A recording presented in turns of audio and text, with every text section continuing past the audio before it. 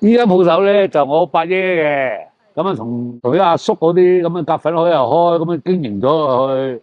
咁啊到我哋咧呢一代咧，即係我細佬咧就跟手就入行啦，入行都做咗40幾年啦，好確即係好認真咁講句説話，最少個一粒魚蛋出嚟嘅嗰度咧有80%係魚肉。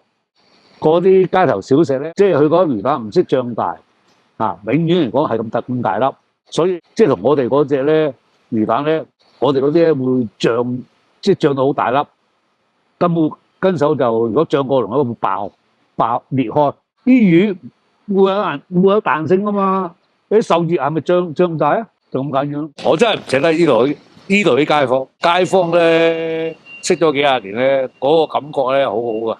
即係大家無需要避忌講笑話，中意講乜就講乜。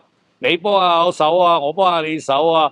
你煲到啖湯喎，有糖水啊，飲唔飲啊？我轉頭滗落嚟俾你啊。有真係嗰時啊，好多呢啲嘅，即係10幾年前啲街坊咁啊，大家坐門口度飲下啤酒啊，斬幾個餸啊，一路飲啤酒啊，傾偈啊，大家大把座。